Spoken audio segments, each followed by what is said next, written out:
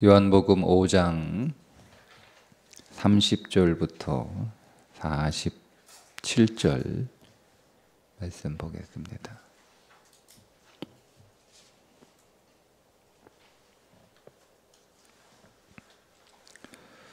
내가 아무것도 스스로 할 수 없노라. 듣는 대로 심판하노니 나는 나의 뜻대로 하려 하지 않고 나를 보내신 이의 뜻대로 하려 함으로 내 심판은 의로우니라. 내가 만일 나를 위하여 증언하면 내 증언은 참되지 아니하되 나를 위하여 증언하시는 이가 따로 있으니 나를 위하여 증언하시는 그 증언이 참인 줄 아노라. 너희가 요한에게 사람을 보내매 요한이 진리에 대하여 증언하였느니라. 그러나 나는 사람에게서 증언을 취하지 아니하노라. 다만 이 말을 하는 것은 너희로 구원을 받게 하려 함이니라. 요한은 켜서 비추이는 등불이라. 너희가 한때 그 빛에 즐거이 있기를 원하였거니와 내게는 요한의 증거보다 더 큰 증거가 있으니 아버지께서 내게 주사 이루게 하시는 역사 곧 내가 하는 그 역사가 아버지께서 나를 보내신 것을 나를 위하여 증언하는 것이요 또한 나를 보내신 아버지께서 친히 나를 위하여 증언하셨느니라. 너희는 아무 때에도 그 음성을 듣지 못하였고 그 형상을 보지 못하였으며 그 말씀이 너희 속에 거하지 아니하니 이는 그가 보내신 이를 믿지 아니함이라. 너희가 성경에서 영생을 얻는 줄 생각하고 성경을 연구하거니와 이 성경이 곧 내게 대하여 증언하는 것이니라. 그러나 너희가 영생을 얻기 위하여 내게 오기를 원하지 아니하는도다. 나는 사람에게서 영광을 취하지 아니하노라. 다만 하나님을 사랑하는 것이 너희 속에 없음을 알았노라. 나는 내 아버지의 이름으로 왔음에 너희가 영접하지 아니하나 만일 다른 사람이 자기 이름으로 오면 영접하리라. 너희가 서로 영광을 취하고 유일하신 하나님께로부터 오는 영광은 구하지 아니하니 어찌 나를 믿을 수 있느냐. 내가 너희를 아버지께 고발할까 생각하지 말라. 너희를 고발하는 이가 있으니 곧 너희가 바라는 자 모세니라. 모세를 믿었더라면 또 나를 믿었으리니 이는 그가 내게 대하여 기록하였음이라. 그러나 그의 글도 믿지 아니하거든 어찌 내 말을 믿겠느냐 하시니라. 아멘. 예수님께서 하나님이신 것을 증명하는 세 가지 증거가 있었다는 거예요. 그런데 그 증거가 분명했음에도 불구하고 대부분의 사람들이 예수님이 하나님이신 것을 몰랐다라고 하는 말씀인데 그 증거가 어려운 증거여서 몰랐다는 것이 아니라 방향이 잘못되었기 때문에 목적이 잘못되었기 때문에 몰랐다라고 하는 말씀입니다. 자, 하나씩 좀 다시 여러분에게 말씀을 드릴 텐데 예수님이 하나님이신 증거가 세 가지 오늘 주님께서 말씀을 하시는데 하나는 예수님이 하신 역사죠.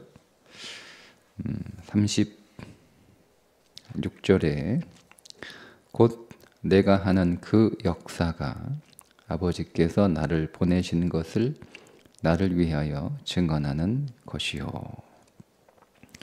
예수님이 이 땅에서 보여주신 그 모든 역사들은 요한이 7개만 추려서 예수님이 하나님이신 것을 보여주는 표적이라고 그렇게 요한복음에서 전하고 있습니다.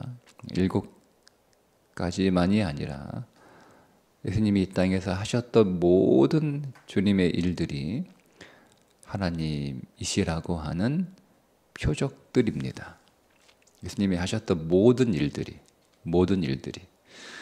근데 여러분, 우리의 관심이 그것을 기적이라고 하는 시선으로 자꾸 보니까 그 안에서 기적을 일으키신 그 예수님이 하나님으로 깨달아지지 못하는 거예요.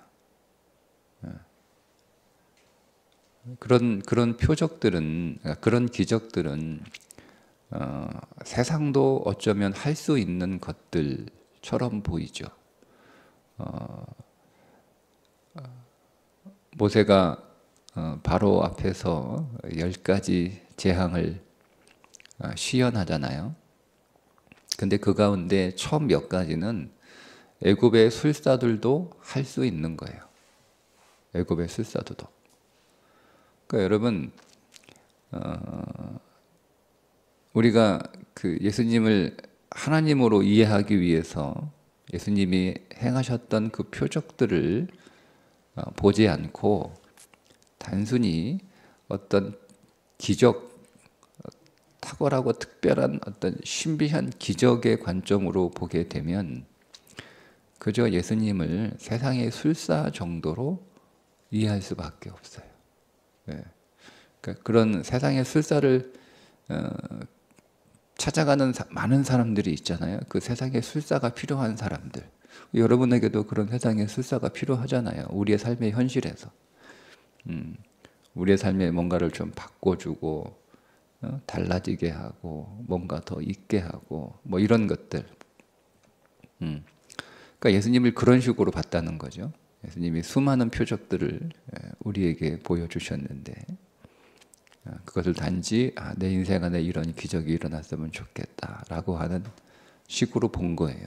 그러니까 여러분이 성경을 읽으면서 여러분 안에 예수님이 하신 일들이 우리 안에서 다시 일어나시고 또 그 일을 하시는 것이 믿음인데 그 믿음의 본질은 그런 기적이 다시 일어나서 내 삶을 좀 더 낫게 달라지게 고쳐주게 좀 좋아지게 하는 것이 목적이라면 그건 역시 예수님을 잘못 보고 있는 거라는 거죠.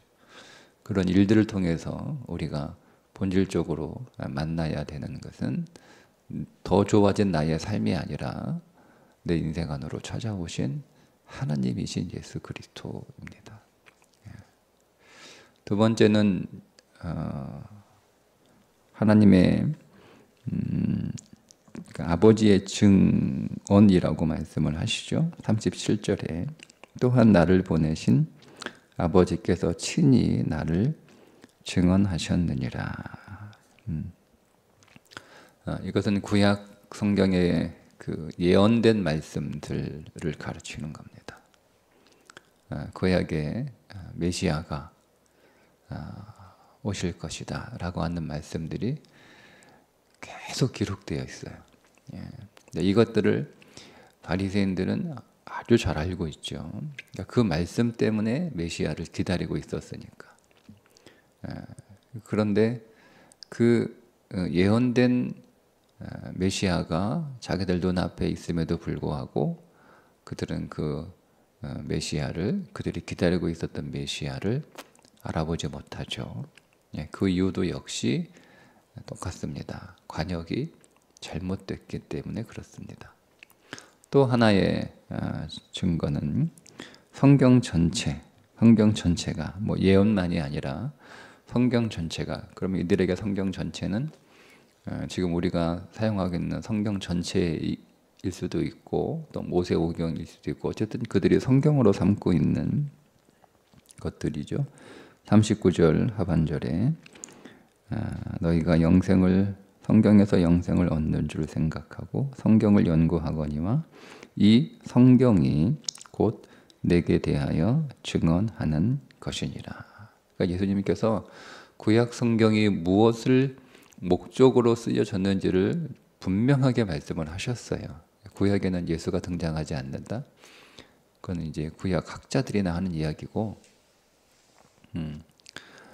구약 성경에서 창세기부터 창세기 1장 1절부터 예수 그리스도가 등장합니다.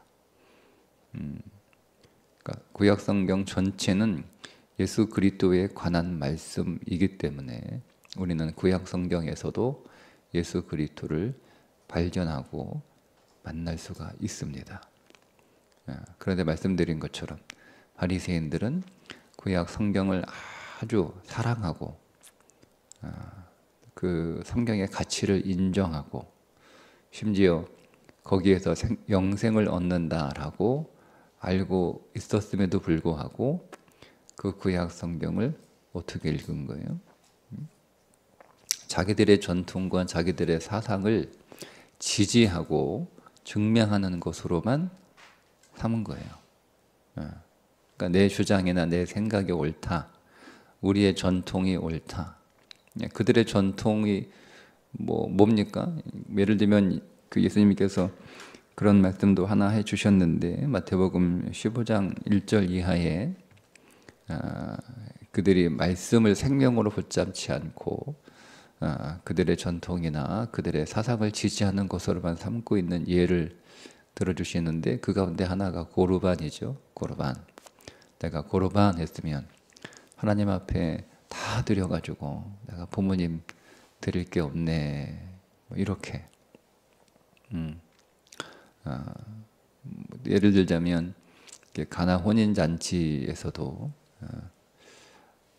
돌 항아리가 6개 있었잖아요. 돌 항아리가 다 비어 있어요. 그러면 그 돌 항아리가 용도가 뭐죠? 각 집집마다 그런 돌 항아리가 하나씩 있습니다.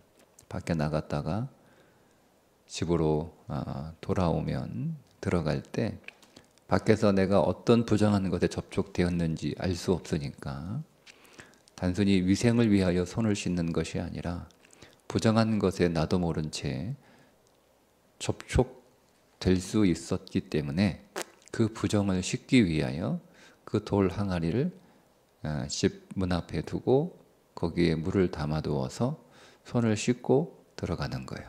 그러니까 성경에 그런 내용은 없어요. 근데 이것이 전통이에요. 전통. 오랫동안 누가 언제 어디서 어떻게 시작되었는지는 알 수 없으나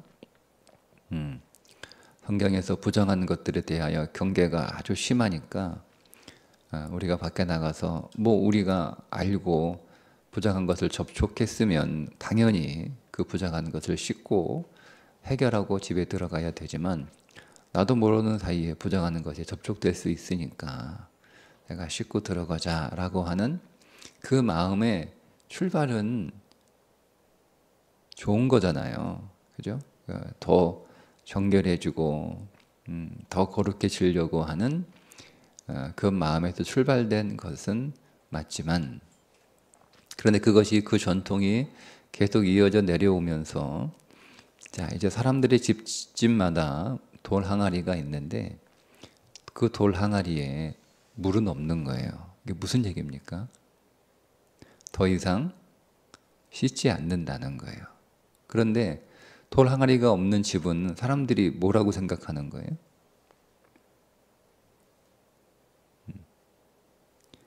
저 사람은 정결하지 않다. 저 집 식구들은 거룩하지 않다.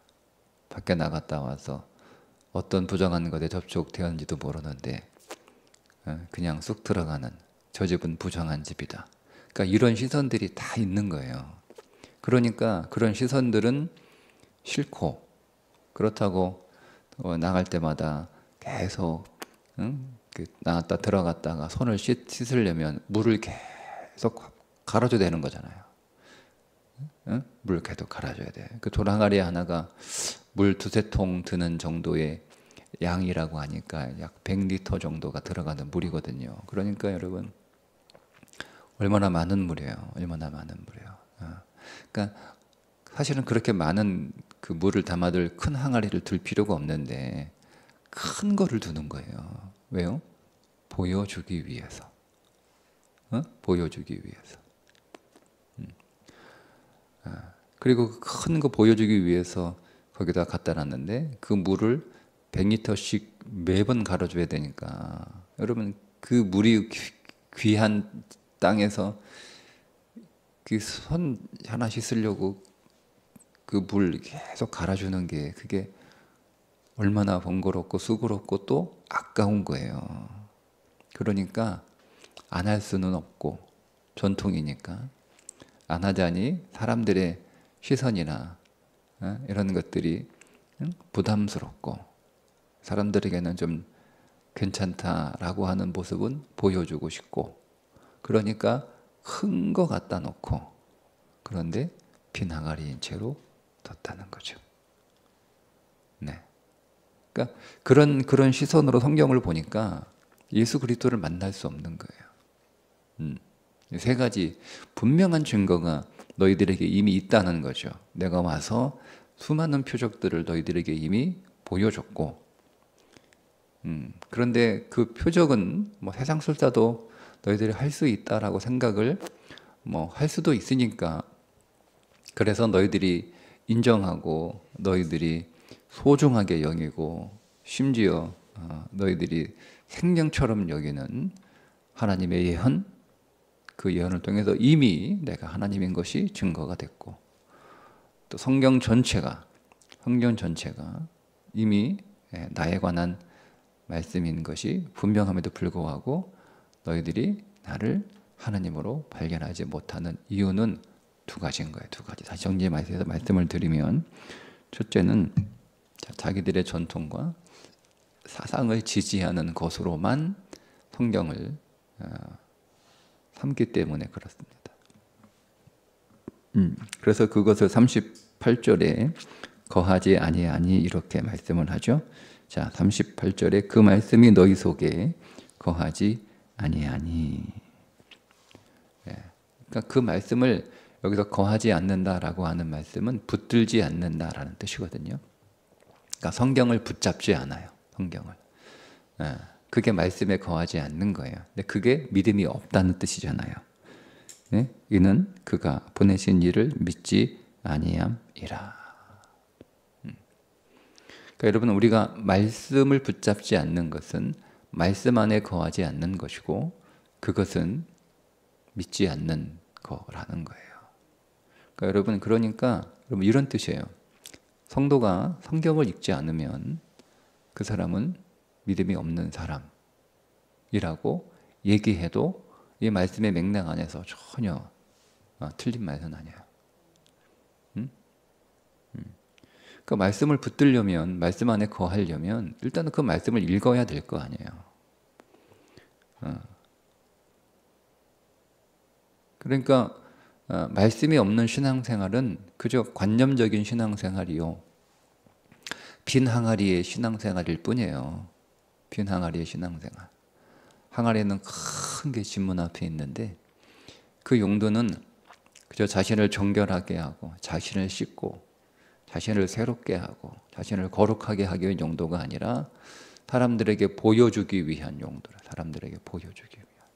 그 체면이 너무 중요하죠. 사람들에게 보여지는 자기 모습이 너무 중요해요.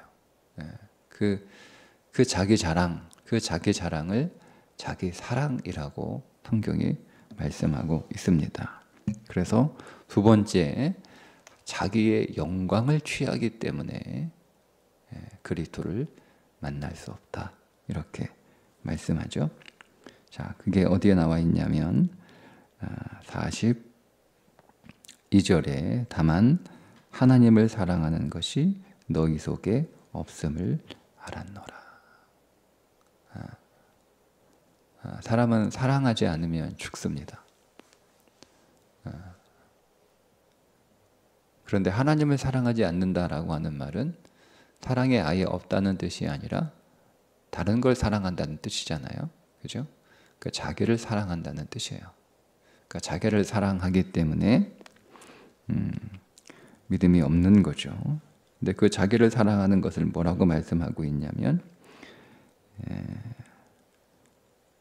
하나님의 영광을 취하지 않고 자기 영광을 취하는 거예요. 그래서 이렇게 말씀합니다. 43절에 내 아버지의 이름으로 왔음에 너희가 영접하지 아니하니 만일 다른 사람이 자기 이름으로 오면 영접하리라. 자, 또 이어서 44절에 너희가 서로 영광을 취하고 유일하신 하나님께로부터 오는 영광은 구하지 아니하니 어찌 나를 믿을 수 있느냐. 이렇게 말씀하세요. 그러니까 자기 자랑, 자기 영광을 드러내고 서로의 영광을 막 이렇게 칭찬하고, 칭찬하고, 그렇게 하는 것이 그들의 삶의 목적이고 그들의 삶의 방향이었기 때문에 하나님의 영광이 이 땅에 오셨잖아요. 그가 예수 그리스도이신데 그래서 그 하나님의 영광을 보지 못하는 거예요. 만약 그들이 하나님의 영광을 추구하는 자들이고 하나님의 영광을 사랑하는 자들이고 그 진실로 하나님을 사랑하는 자들이라면 그리스도를 못 알아볼 수가 없는 거예요. 아주 명백한 증거가 있기 때문에 그리스도는 막 우리가 어려운 수학 문제, 도저히 풀 수 없는 어떤 과학이나 수학의 난제 같은 분이 아니라는 거죠. 예수 그리스도는 누구나 하나님을 사랑하고 하나님의 영광을 구하고 그래서 그 하나님의 영광을 기뻐하고 그 하나님의 영광을 보기를 원하는 사람들은 누구라도 예외 없이 다 예수를 하나님으로 알아볼 수 있는 분인데 그걸 못 알아본다는 거예요. 예수님이 어려워서가 아니에요. 예수님이 어려워서가. 그분이 인간이 풀 수 없는 난제이기 때문에 못 알아보는 게 아니에요. 다 알아볼 수 있어요. 여러분, 이 말은 무슨 뜻입니까? 우리가 성경을 정말 예수님을 만나고자 하는 마음으로 읽으면 누구라도 예수님을 만날 수 있다는 뜻이에요. 근데 오늘 우리가 성경을 읽거나 예배를 드리거나 기도를 하거나 하는 우리의 모든 일체의 경건 생활에 우리의 목적이, 즉 우리가 잘못된 관역을 맞추고 있으면 아무리 여러분 우리가 경건에 열심을 다해도 예수를 그리스도로 만날 수 없다는 뜻입니다. 그러니까 성경이 어려워서가 아니에요. 성경이. 우리가 성경을 읽으면서 어려운 이유는 우리가 성경을 읽는 그 자체의 목적 자체가 방향이 관역이 잘못됐기 때문에 그래요.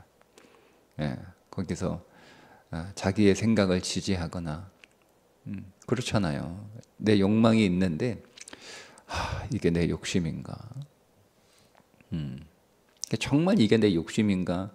아니면 하나님의 뜻인가? 여러분, 이것이 알고 싶어서 성경을 읽는 게 아니고 자기의 욕심을 지지받기 위해서 이게 내 욕심이긴 한데 이거를 하나님의 뜻으로 좀 자기가 이해하고 싶어요. 그러면 여러분, 자기의 욕심이나 자기의 생각을 지지하는 말씀을 성경에서 발견할 수밖에 없어요. 그 목적으로 성경을 읽으니까.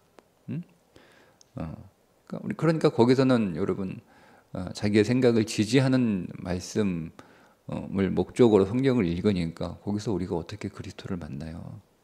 그리스도를 만날 수 없어요.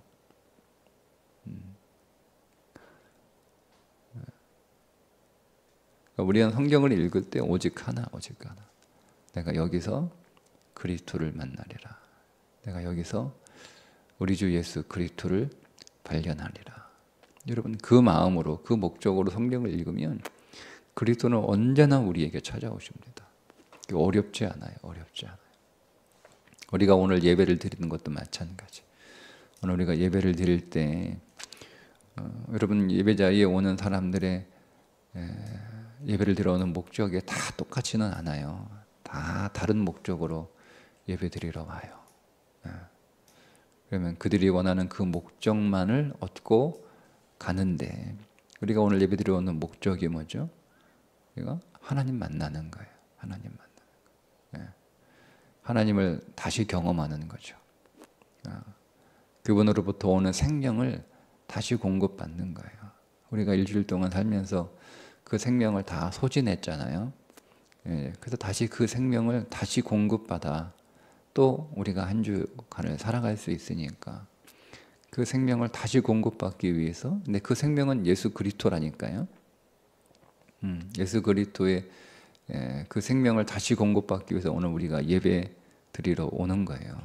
그 1시간 예배 드리면서 또 성도하고 교제하면서 우리는 그리스도를 계속 먹는 거예요. 그리스도를 배불리 먹고 우리가 그 힘을 가지고 세상에 나가서 또 그리스도가 보내신 사람으로 삶을 살아가는 거죠. 근데 오늘 우리의 목적이 그게 아니다. 다른 목적이다. 얼마든지 여러분 다른 목적으로 오잖아요. 그래서 예배도 잘 드리고 또 성도들하고 잘 지내고 가는데 그 사람의 목적은 그리스도가 아니에요. 여러분 예배가 어렵거나 뭐 기도가 어려워서 우리가 그리스도를 만나지 못하는 것은 아니다라는 거예요. 그럼 만약에 내가 그리스도를 진실로 더 만나고 싶고 더 원하는 마음은 한 구석에 있는데 내가 기도해도 예배해도 말씀을 봐도 그리스도를 만나는 것이 여러분 약하다면 내가 관역을 올바르게 겨누고 있었는가를 보시면 됩니다. 내가 정말 원하는 게 그리스도가 그리스도인가 그러죠. 물어보잖아요. 어거스틴한테 어느 날 꿈에 천사가 네가 원하는 게 뭔지 한 가지 얘기하면 내가 원하는 거 다 들어줄게. 다 들어줄게. 그렇게 물어보니까 대답하잖아요. 오직 주님. 오직 주님. 오직 주님만 원합니다. 그렇게 여러분 기도하고 그렇게 구하는 사람은 성경을 읽어도 거기서 그리스도 만납니다. 여러분 예배해도 그 예배에서 그리스도 만납니다. 여러분이 기도해도 그 기도를 통하여 그리스도가 여러분들을 찾아오십니다. 여러분 안에 그리스도가 충만 거하시고 그분의 임재가 확장되고 내 삶의 모든 영역으로 확장이 되는 거예요. 우리의 삶에 많은 영역들이 있잖아요. 그죠? 종교의 영역도 있고 결혼의 영역도 있고 뭐 자녀의 영역도 있고 또 물질의 영역도 있고 또 뭐 직업의 영역도 있고 그런 영역들이 있잖아요. 거기서 그리스도가 계속 그 영역을 넓혀 나가는 거예요. 그게 내 안에 그리스도가 확장된다는 뜻이에요. 그러니까 종교인은 종교만 바뀐 거예요. 종교인은 종교의 영역에 그리스도가 들어오신 거예요. 그러니까 종교의 영역으로만 들어오신 거죠. 그 내가 무교였다가 기독교, 뭐 불교였다가 기독교. 그게 끝. 여러분 신앙생활은 그리스도인은 모든 영역이 다 바뀌는 거예요. 내 결혼관도 성경적 결혼관으로 바뀌는 거죠. 내 가정관도 성경적 가정관으로 바뀌는 거예요. 내 자녀 교육관도 성경적 자녀 교육관으로 바뀌는 거예요. 그러면 내가 결혼하는 목적이 뭐냐? 결혼은 내 행복을 위해서 결혼한다. 그런데 그리스도가 그 결혼의 영역에 들어오시면 거룩을 위해서 내가 결혼한다. 이렇게 바뀌는 거예요. 자녀 교육관. 내가 자녀 세상에서 출세시켜가지고 덕 좀 보는 것이 내 자녀 교육의 목적이었는데 거기에 그리스도가 들어오시면 내가 좋은 그리스도인으로 예수 잘 믿는 그리스도인으로 양육하는 것이 내 부모 교육의 목적이 되는 거예요. 그래서 이 땅에서 아주 건강한 빛과 소금으로 세상의 양식이 되는 자로 그를 잘 키워서 그리스도를 증언하는 증인으로 보내는 거. 그게 목적인 거죠. 이제 바뀌는 거죠. 돈을 버는 재물관도 바뀌는 거예요. 돈을 버는, 내가 돈을 많이 벌어야 되는 이유. 그게 자기 성공과 자기 자랑이 아니에요. 내가 그 물질을 사랑을 위하여 사용하기 위한, 생명을 위하여 사용하기 위한 도구일 뿐이죠. 말씀드렸다 돈은 중성의 가치를 가지고 있어요. 성경은 좋다 나쁘다 돈 행하나요? 말하지 않아요. 근데 그것을 어떻게 사용하느냐에 따라 그 돈이 보배가 될 수도 있고 저주가 될 수도 있어요. 이게 바뀌는 거예요. 재물관이 바뀌는 거예요. 그게 그리스도가 오늘 우리의 삶에서 계속 확장되시는 거예요. 우리의 종교의 영역만 계시는 게 아니라 그것이 우리의 모든 삶으로 쭉 확장돼서 모든 삶을 다 지배하시는 거예요. 그게 그리스도가 확장되었다. 내 안에 그리스도가 충만하다. 내 안에 성령이 충만하다라고 하는 것의 본질적인 의미예요. 그러니까 오늘 우리가 말씀을 통해서 우리의 모든 경건을 통해서 여러분 그리스도를 더 만나시고 아니 여러분 더 사모하셔서 사모하시면 돼요. 사모하시면 돼요. 하나님 내 신앙 안에서 내가 그리스도를 더 만나고 그리스도가 충만하기 원합니다. 하나님 오늘 우리의 결혼 생활에 그리스도가 충만하기를 원합니다. 우리 결혼 생활에 주님이 오셔서 내 결혼 생활도 주관하시고 통치하시고 주님이 이끌어 가옵소서. 하나님 오늘 우리의 가정에 그리스도가 오셔서 충만히 거하시기 원합니다. 그냥 우리 집에 십자가 하나 걸어놓은 것으로 만족하는 가정이 아니라 그냥 우리 가정에 모여서 예배드리고 있는 것으로 우리 가정은 믿음의 가정이다 라고 하는 것으로 끝나는 가정이 아니라 그리스도가 우리 가정 안에서 우리의 모든 가족들의 가장이 되셔서 통치하시고 주관하시고 우리의 모든 가정을 이끌어 가시고 우리의 모든 식구들을 주님께서 다스리시고 여러분 이렇게 사모하시면 오십니다. 오세요. 그분은 오기를 원하시는 분이에요. 그분이 여러분 얼마나 여러분 우리 가운데 오시기 원하셨으면 사람의 모양으로 이 땅에 오셨겠어요. 얼마나 오시고 싶으셨다면. 그러니까 주님은 나는 네 인생 안으로 못 들어간다. 난 들어가고 싶지 않다. 그런 분이 아니에요. 두드리고 계시잖아요. 요한복음 문 밖에 서서 두드리노니 누군지 내 음성을 듣고 문을 열면 나는 그로 더불어 먹고 그는 나로 더불어 먹으리라. 그분은 계속 우리의 인생의 모든 문들을 우리의 종교의 우리의 신앙의 문도 두드리시고 우리의 결혼의 문도 두드리시고 우리의 가정의 문도 두드리시고 오늘 우리의 물질의 문도 두드리시고 우리의 직업의 문도 두드리시고 계속 두드리고 계신 거예요. 여러분 인생의 모든 문들을 다 활짝 여셔서 그리스도가 들어오시기를 요청하시고 사모하시고 구하시고 부르시고 여러분 인생 안으로 그리스도가 다 들어가셔서 그리스도가 온전히 통치하시고 온전히 주관하시는 그런 신앙생활, 그런 믿음이 되시기를 주님의 이름으로 축복합니다. 기도합니다. 하나님 오늘도 우리가 우리의 인생의 문을 더 열어놓습니다.